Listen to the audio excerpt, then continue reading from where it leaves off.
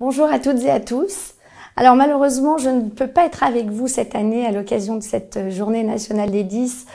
pour des raisons personnelles et vraiment, croyez-moi que ça me coûte puisque vous savez que je suis très attachée à cette journée, notamment depuis qu'en 2017, avec le président Laurent Wauquiez, nous avons souhaité en faire notre première grande cause régionale. Alors, que vous dire aujourd'hui après toutes ces années ?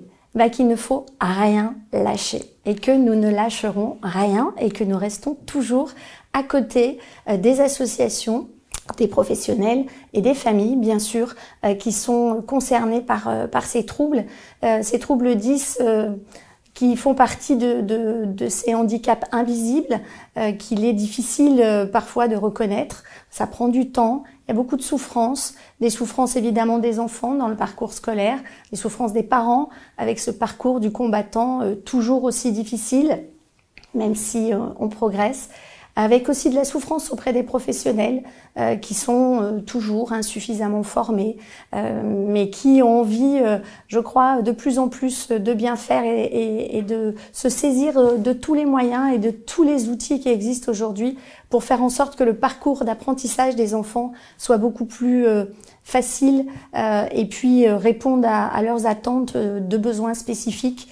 pour pouvoir faire en sorte que ce parcours soit moins douloureux. Et je l'espère un jour comme tout un chacun et comme la plupart des enfants.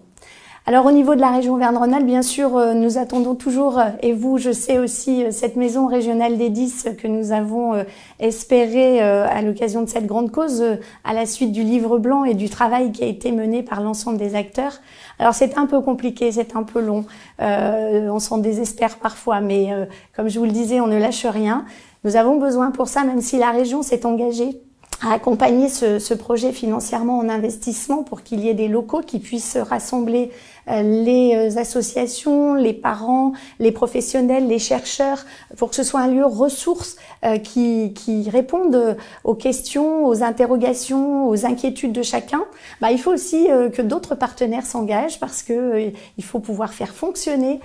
cette maison des 10. Et pour l'instant, nous attendons encore et j'espère qu'à la fois au niveau de l'éducation nationale, au niveau de l'ARS, au niveau de tous les partenaires institutionnels et les collectivités de proximité, nous arriverons à faire en sorte que cette maison soit une réalité. En tout cas, j'y crois et je pense que ce serait effectivement quelque chose d'important pour pouvoir donner les ressources à toutes celles et tous ceux qui ont besoin de savoir comment accompagner mieux, toujours mieux, ces enfants à besoins particuliers. Donc, toujours cette préoccupation majeure au sein de la région. C'est pas parce que la grande cause, elle était en 2017 que nous oublions cette réalité et les difficultés que vous rencontrez. Alors évidemment, ça va pas assez vite. Évidemment, il faudrait qu'on aille encore plus loin, qu'on soit encore plus efficient. Mais je suis vraiment convaincue que nous avançons, notamment avec des associations comme celle qui a organisé cette journée aujourd'hui, avec Distinguons-nous, avec Atout 10 qui travaille sur la sensibilisation, la formation auprès des communes aujourd'hui, auprès des entreprises, de manière à ce que chacun puisse se rendre compte de ce que sont réellement les troubles 10, de savoir quelles sont leurs conséquences et les impacts sur le quotidien dans les apprentissages, mais aussi pour les adultes dans le cadre de leur l'exercice de leur métier, parce que dès lors où on sait, dès lors où on s'intéresse, dès lors où on comprend les difficultés, le chemin est déjà beaucoup plus facile. Et puis surtout, se dire que c'est l'affaire de tous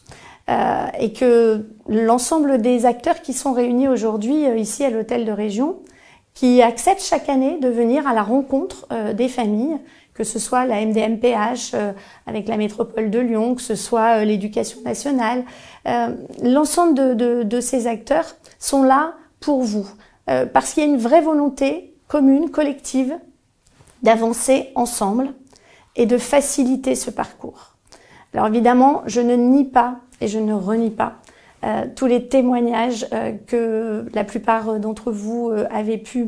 me communiquer, soit dans nos échanges directs à l'occasion de manifestations, par mail, et je sais que c'est encore très très difficile. Mais il faut rien lâcher. On avance et des journées comme celle-ci, avec tout le travail qui est fait, notamment aussi par la Fédération française des 10 et toutes les associations,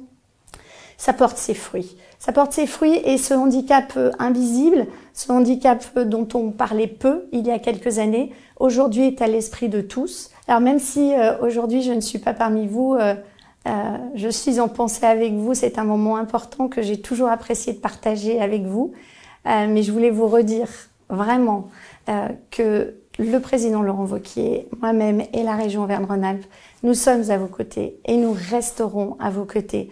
pour continuer à progresser sur la prise en charge des 10 et pour le faire avec nos propres compétences, mais également pour travailler avec l'ensemble des acteurs, puisque comme je le disais, c'est ensemble que l'on fera progresser cette grande cause régionale qui mériterait d'être une grande cause nationale.